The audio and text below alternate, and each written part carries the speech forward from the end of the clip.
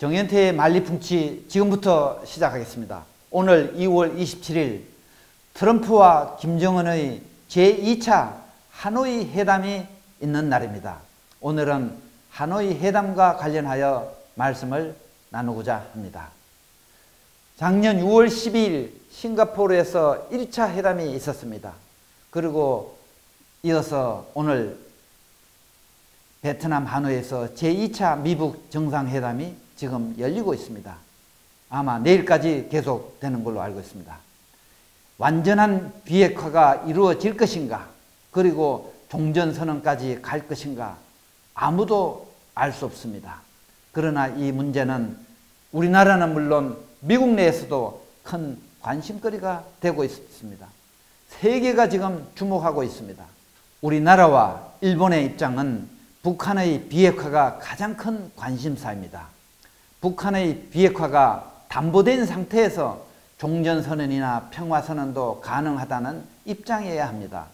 만일 완전한 비핵화가 아닌 스몰 딜, 즉 핵은 인정하고 핵을 쏠 수 있는 중장거리 미사일만 폐기하는 방향으로 만약에 합의가 될 경우 우리나라는 물론 일본과 대만 그리고 호주까지 자체 핵무장을 들고 나올 가능성이 있습니다.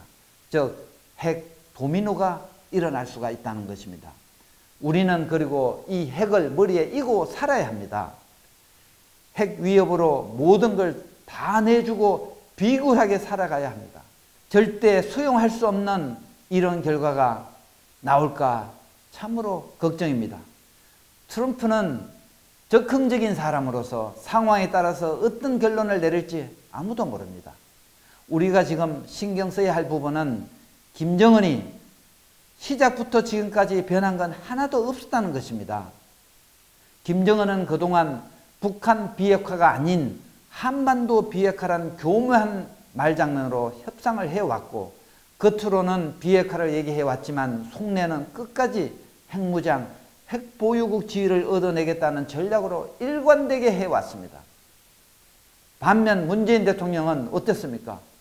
처음부터 김정은 편에 서서 모든 요구를 다 들어주면서 오히려 북한을 대신하여 미국을 설득해오지 않았습니까? 지금 김정은 변한 게 하나도 없습니다. 결국 트럼프와 문재인만 변하고 있습니다. 북한의 완전한 비핵화는 물 건너간 것 같습니다. 문 대통령은 아직 회담 결과가 나오지도 않았는데 벌써부터 김치 국물부터 마시겠다고 나서고 있습니다. 문재인 대통령은 북미 종전선언이 가능할 것 같아.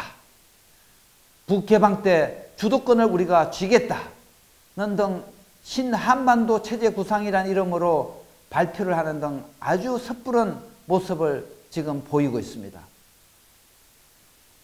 마치 신호등도 바뀌지 않았는데 예측하고 출발하는 술 취한 운전사와 같은 행동을 지금 보이고 있습니다.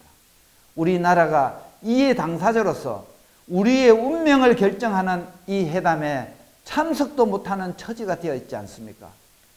그리고는 자주 국방을 해야 한다고 주장하고 있습니다.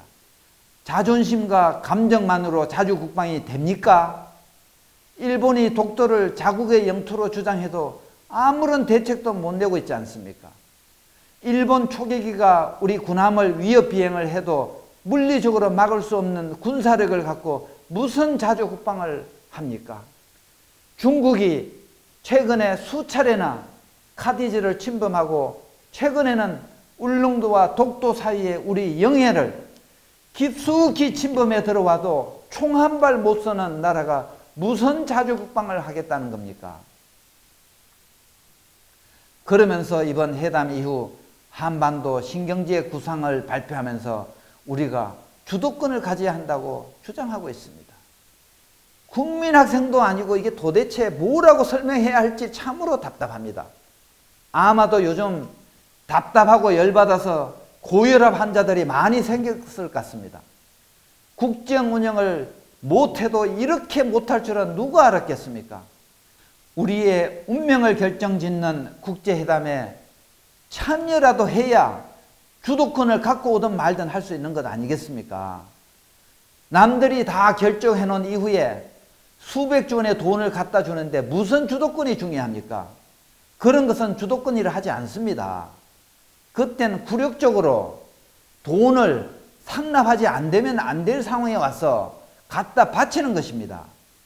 문 대통령과 같은 과의 사람들이 다 모인 집단이라서 그런지 청와대와 집권 여당에서는 다들 생각이 비슷한 사람들만 있는 것 같습니다. 하긴 아직도 운동권 때 사고로 국정 운영을 하고 있으니 잘 할 수 있겠는가 하는 생각이 듭니다. 이런 집단에 속은 국민들이야말로 더 큰 잘못이 있지 않겠습니까?